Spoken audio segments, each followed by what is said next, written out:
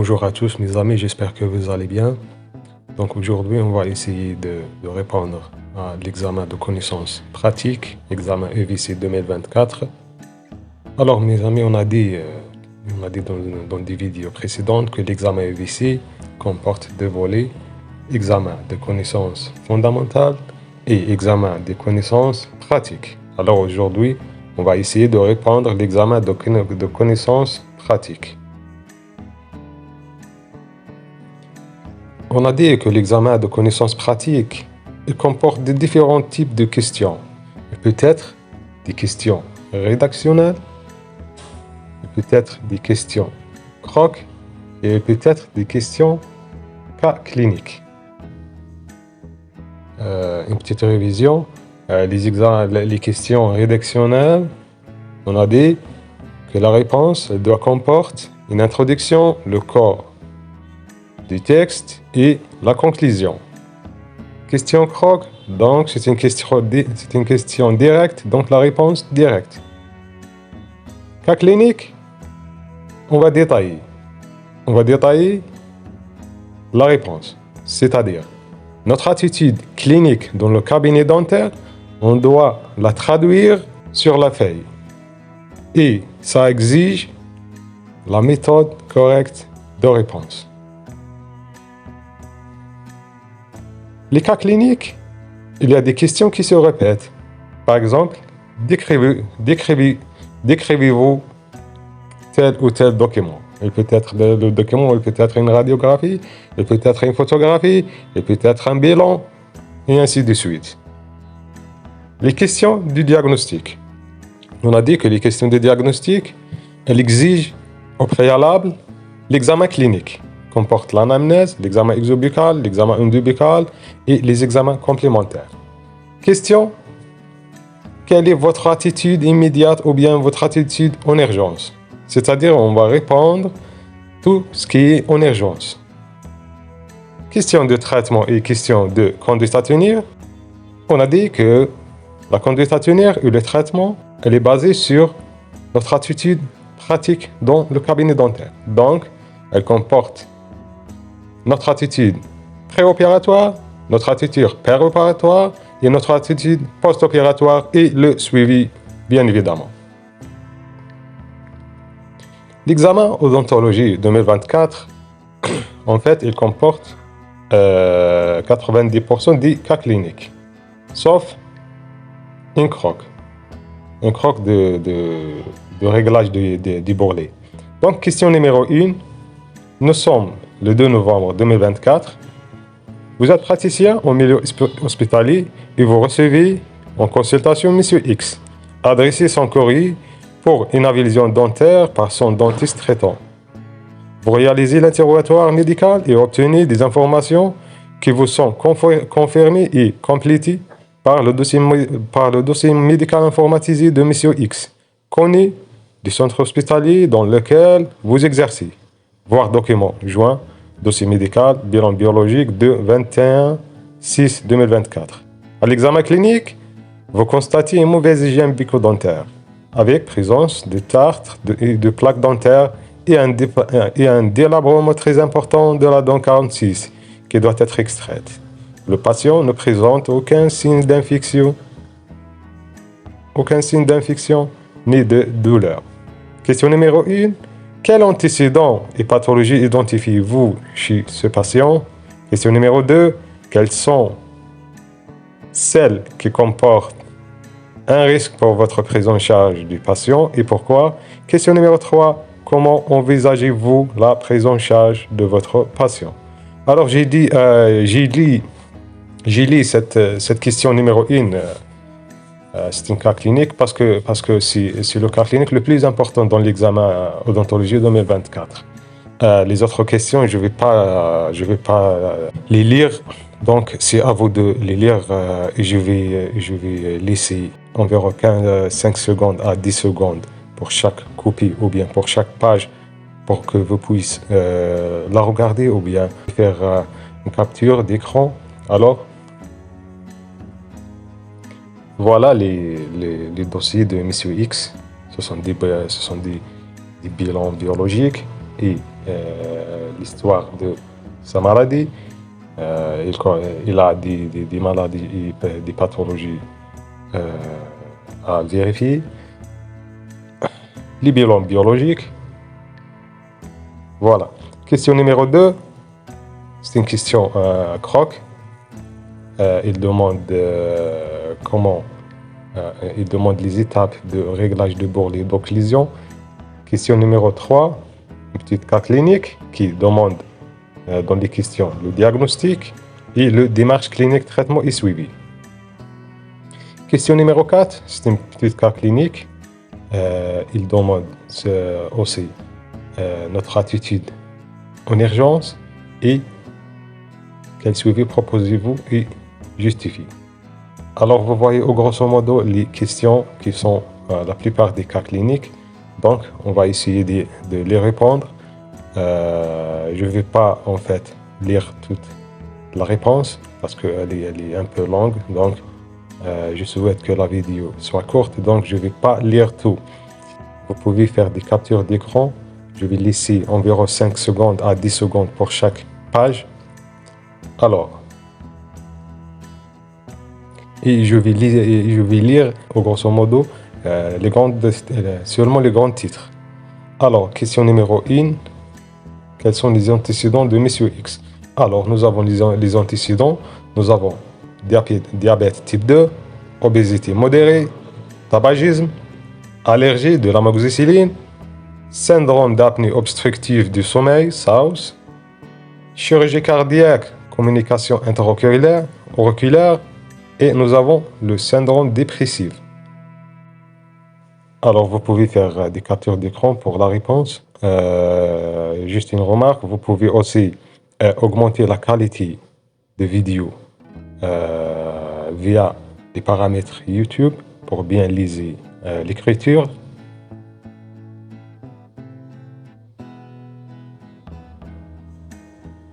Voilà. Question numéro 2. Les pathologies qui présentent un risque pour Monsieur X et pourquoi. Nous avons les risques identifiés. Nous avons diabète type 2. Pourquoi la diabète type 2? Parce qu'elle augmente le risque d'infection et de retard de cicatrisation post-extraction. Il est essentiel de vérifier la glycémie du patient et d'anticiper tout risque d'infection. Nous avons l'antécédent de SAOS. La présence de ce syndrome nécessite une surveillance accrue de la respiration, surtout si une sédation ou anesthésie locale est envisagée. Nous avons l'allergie de l'amoxicilline, nécessite d'éviter cette classe d'antibiotiques et de prévoir une alternative si une prophylaxie antibiotique est nécessaire. Bien sûr, l'alternative, c'est la clindamycine ou bien autre antibiotique. Nous avons des antécédents cardiaques qui est la CIA, communication intra-auriculaire. La dysfonction ventriculaire droite modérée nécessite une prudence particulière face au stress et risque de fluctuation de la pression artérielle lors de soins. Nous avons enfin le syndrome dépressif.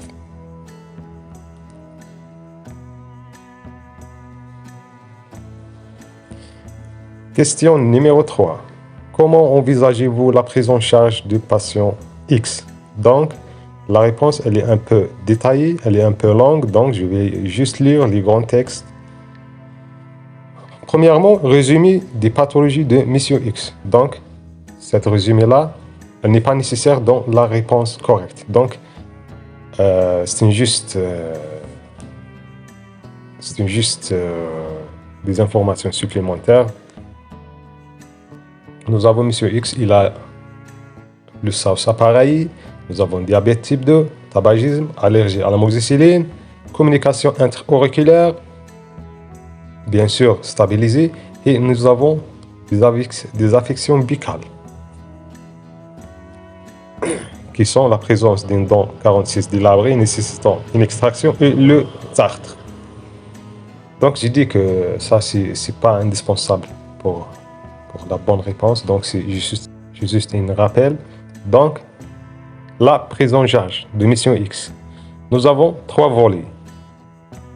Le volet ou bien ou bien la prise en charge préopératoire, péropératoire et post-opératoire. Premièrement, bilan initial et planification préopératoire. D'où on doit détailler l'anamnèse, l'examen buccal qui comporte l'examen exobuccal et l'examen endobuccal et l'examen complémentaire. Donc, ça, c'est tout ce qui concerne l'approche préopératoire. Je vais lire un petit peu. Donc, l'anamnèse médicale détaillée. Donc, confirmation des pathologies, des médicaments pris pour le diabète et d'autres facteurs de risque. Vérification de contrôle glycémie à jeun. Vérifier l'INR et le TP de 24 heures. Examen bucco-dentaire, examen exo-buccal, état de tigouement, des teguments et les contours osseux. Et endobuccal, inspection et palpation, c'est pas palpitation, c'est palpation à la recherche des lésions alimentaires, évaluation de l'état de la dent 46, fracture, état des tissus adjacents, recherche d'une inflammation gingivale liée aux tartes. Examen complémentaire, radiographie panoramique ou rétroalvéolaire pour confirmer l'état de la dent 46 et planifier l'extraction. Consultation médicale si le contrôle du diabète ou des antécédents cardiaques nécessite une optimisation. Donc, deuxièmement, traitement des affections dentaires, donc c'est péropératoire. Dans le cadre de la remise en état de la cavité buccale de mission X, nous avons A. Détartrage et surfaçage radiculaire. B. Extraction de la 46. Donc je vais faire une pause pendant 10 secondes pour que vous puissiez lire la réponse.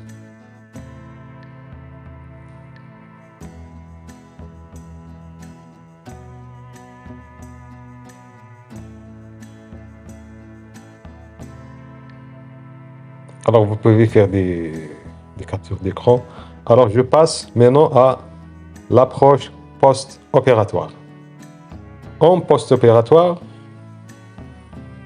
nous avons prescription dentalgique adaptée, éviter les anti-inflammatoires non stéroïdiens et d'un bain de bouche antiseptique, instruction stricte pour le maintien d'une bonne hygiène bucco-dentaire, prévoir un suivi rapproché, notamment pour surveiller la cicatrisation et gérer tout signe d'infection. Quatrièmement, suivi. On a dit dans la méthode correcte de réponse que chaque traitement, chaque prise en charge, elle doit se terminer par la suivi.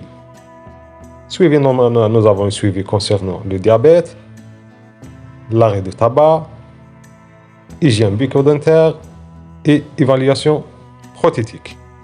Et bien sûr, la conclusion.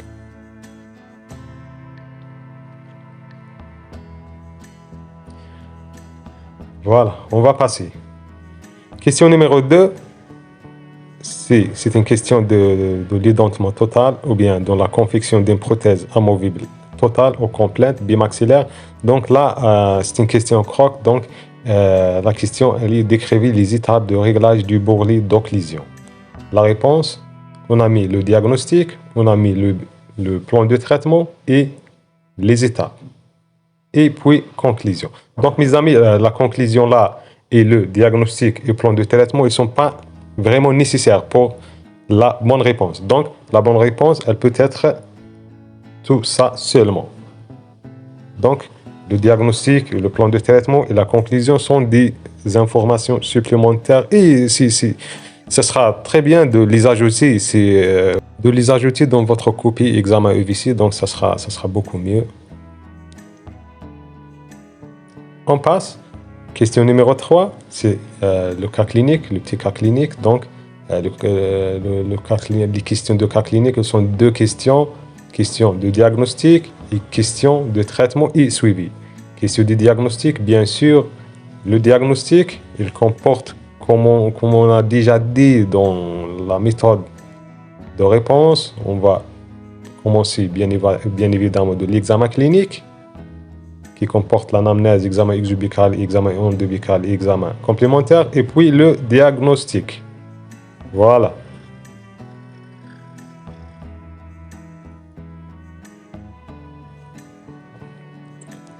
Mes amis, juste une remarque, je ne peux pas lire tout ça, comme j'ai dit tout à l'heure, pour que la vidéo soit courte. Donc voilà. Faire des captures d'écran si vous voulez. On passe.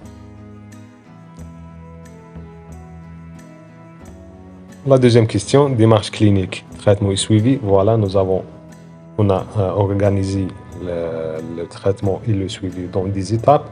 Étape numéro 1, étape numéro 2, étape numéro 3 et conclusion. Vous voyez mes amis que des informations rationnelles et logiques.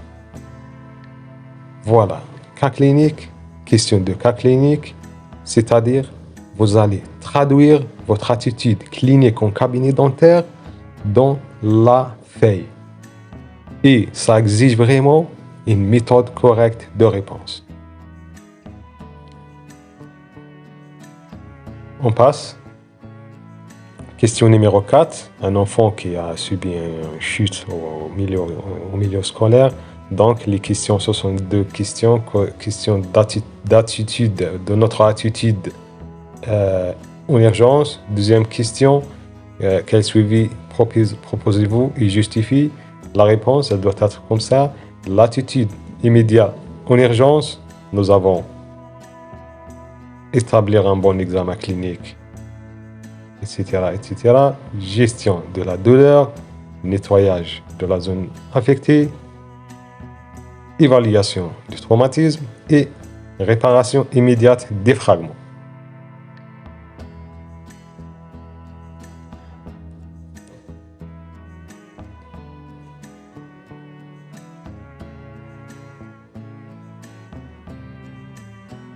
Deuxième question, que suivi proposez-vous? Voilà la suivi. Contrôle radiographique, surveillance clinique, plan de restauration et suivi à long terme et conclusion. Alors mes amis, concernant l'examen EVC, connaissances pratiques 2024, les questions me semblent simples. Mais notre souci dans cet examen-là, c'est le temps. Parce que l'examen, en fait, elle est très longue. Donc, on doit être intelligent et on doit faire des trucs lors de la réponse. Je pense que dorénavant, si ce genre de questions ou bien ce genre d'examen, on doit être attentif et rapide. Donc, si vous connaissez bien la réponse de telle ou telle question, alors on doit les écrire ou bien on doit rédiger la réponse directement, sans recours à la brouillon. Il reste les autres questions qui demandent un peu d'analyse ou bien un peu de réflexion. Donc, on peut utiliser le brouillon. Mais toujours, s'il y a des questions simples ou bien des questions à la portée de tout le monde, donc on doit rédiger la réponse immédiatement. Parce que vraiment, le temps présente un véritable souci. Donc, voilà un petit peu Donc voilà mes amis, j'espère que la vidéo soit courte. À la prochaine, donc, et à bientôt.